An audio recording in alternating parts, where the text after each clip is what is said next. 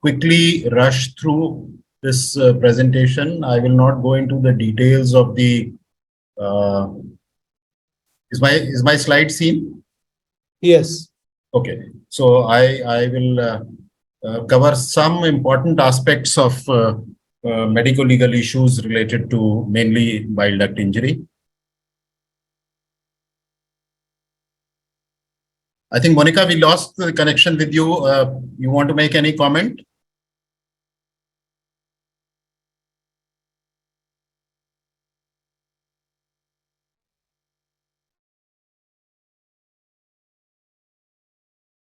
So, cholecystectomy is a common reason for litigation, and this is data from US that during the open cholecystectomy era, over a period of 20 years, there were only 68 cases.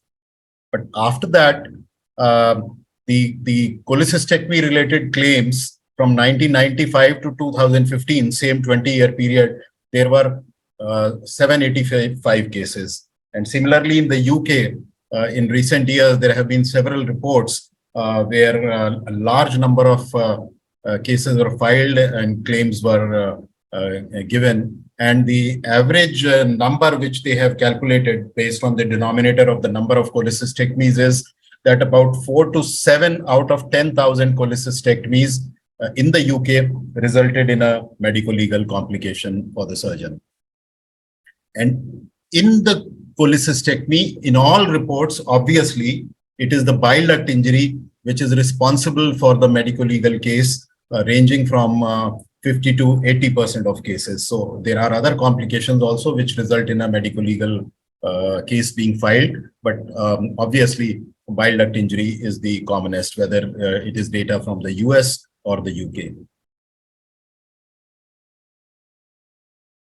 Now, the number of patients out of bile duct injuries who filed a medico-legal suit ranges from the low of 20% in Netherlands through 33% in UK, 37% in Italy, to as high as 70% in the US. So in the US, in one report, which was in 2014, 43 out of 62 patients with bile duct injury, and obviously because US is a very litigious society, we have no data from India. I have tried to look for some data, but I could not find any data from India. But this is what information we have. And actually, most of the reports on medico-legal issues related to cholecystectomy and bile duct injury are from these three countries only. And when is a case filed? When the patient is young, when there is an associate, these are from different articles, associated vascular injury. Obviously, if it is a major bile duct injury, including a complete transaction, if the injury was missed during the operation and detected in the post-op period, if there was a delay in diagnosis, if it is recognized late and a late transfer to a higher center, and in most reports, attempt to repair by the injuring surgeon in the injuring hospital is a very important risk factor for a medico-legal case.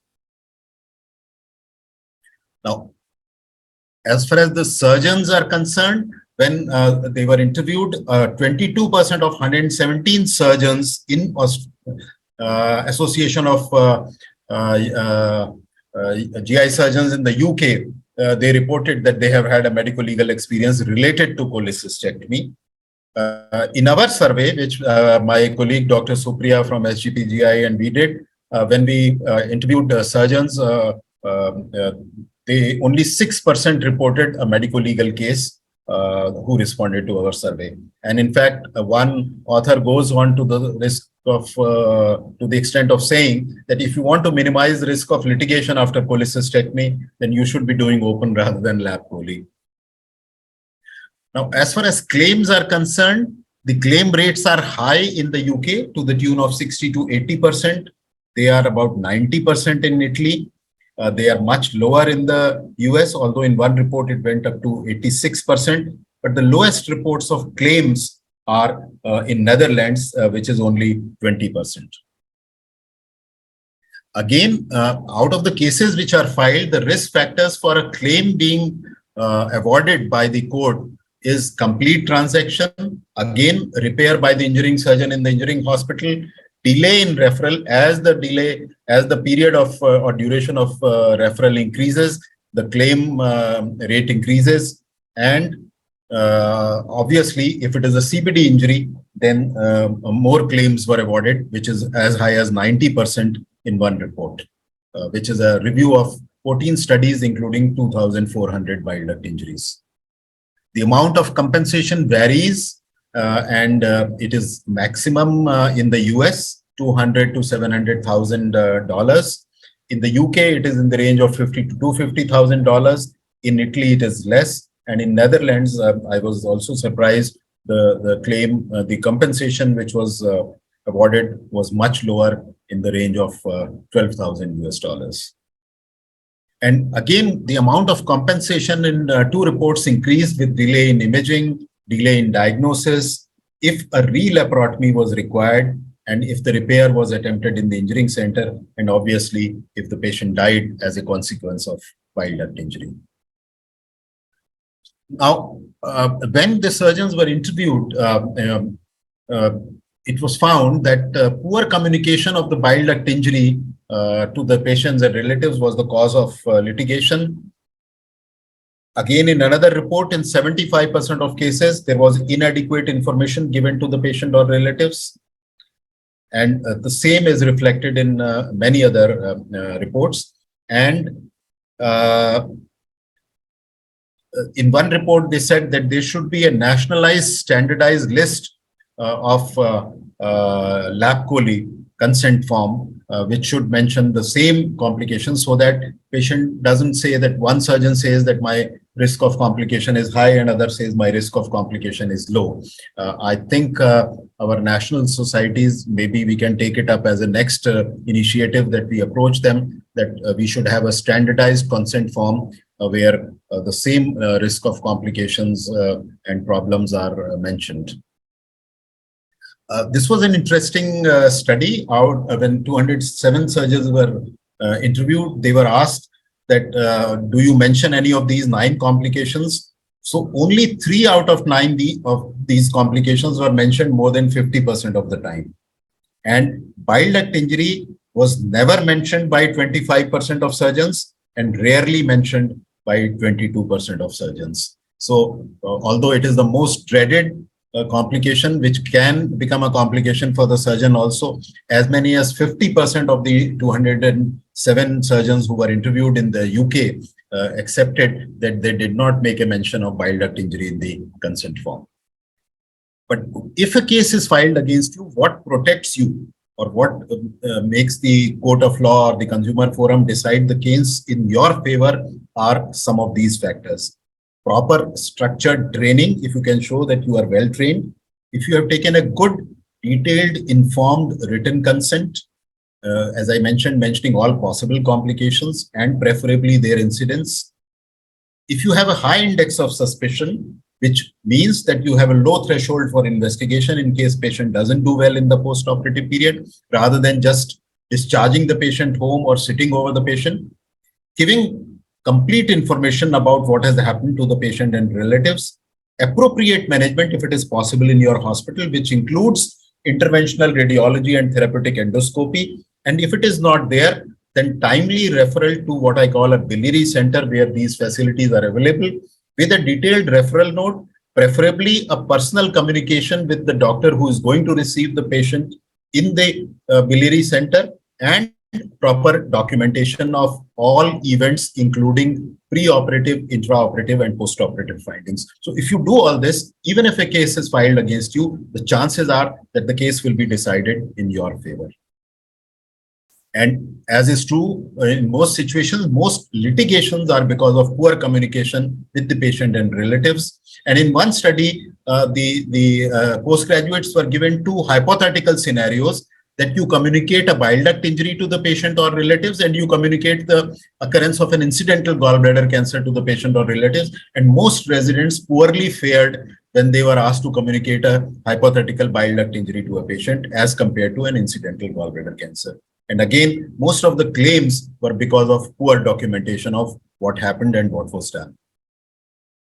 So finally, is bile duct injury a complication or an adverse event of a procedure? or is it a mishap or an error or a mistake to the tune of negligence on the part of the surgeon? When experts were interviewed and they were given 10 cases of for bile duct injury to give their opinion, it was found that in only one case, all of them agreed and gave the same opinion. And in as many as 7 out of 10 cases, only half of them agreed. So, which means that even experts do not know whether it should be considered as a complication, which is inherent in a procedure, or whether it is a mistake or negligence. And in the Netherlands, the incidence of accepted claims, which means decided in favor of patient, has decreased from 15 to 18%, probably because most experts now feel that bile duct injury is an inherent complication of the procedure.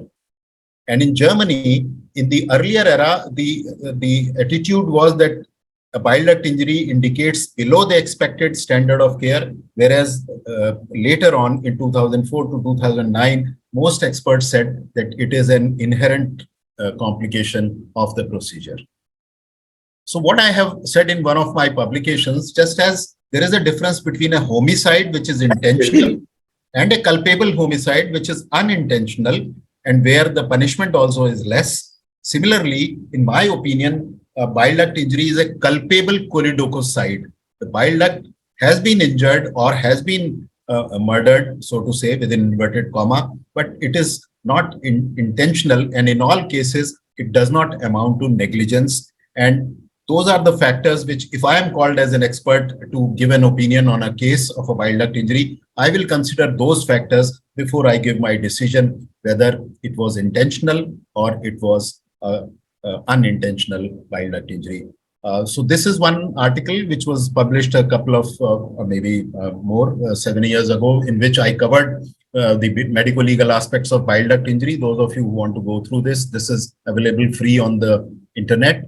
And there are a few more publications after this article, which I tried to cover in the presentation. So before we finish, I would once again like to announce that this activity was conducted under the auspices of Jaipur Surgical Tutorial, which is being managed by my colleague, Dr. Anand Nagar, who unfortunately had to leave in between to see a patient in the liver transplant ICU. Because he's an active member of our liver transplant team. Those of you who want to join JST, please WhatsApp Dr. Anand Nagar at this number. As I said in the beginning, we have a session every Saturday, 9 to 10 India time morning. And we will now be conducting these master classes regularly on last Thursday and Friday of the month, 7 to 9 p.m. both days. And the next master class will be last Thursday and Friday of August. And the topic is going to be chronic pancreatitis. Yesterday, somebody suggested or requested a masterclass on acute pancreatitis. We'll do that in the month of September. So over to you, Sadiq, for any concluding. There's one question for you. Yes. Who on the chat box, if you could see. I'll take it. Yeah.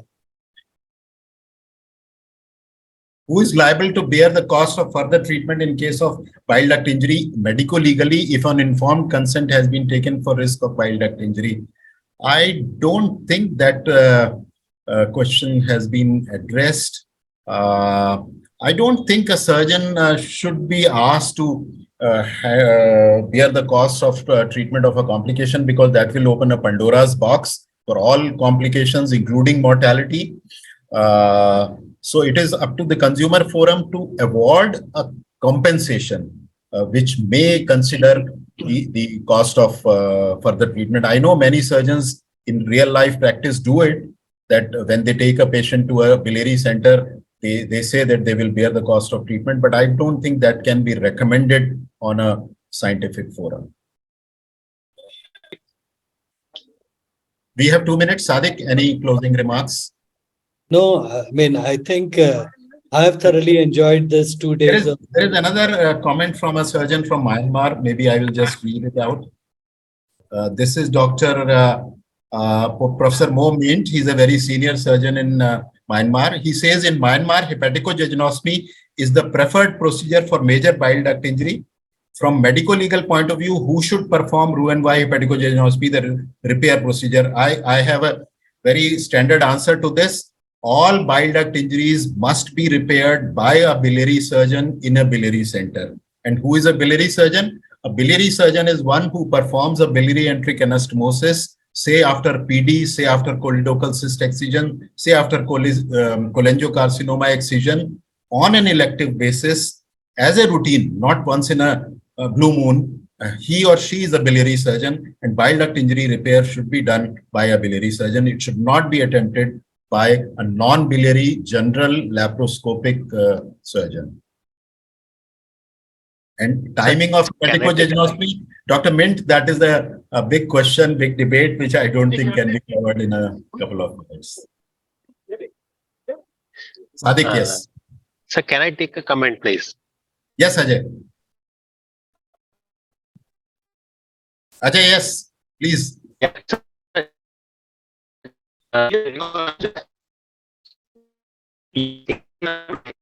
Ajay, your signal is very poor. We are not. I think Ajay is still traveling, so his signal is poor. Sadiq, you please go ahead. So I must, I thoroughly enjoyed this 2 days, and I really appreciate all those who have taken time to attend this, and I'm sure they benefited in some manner or the other.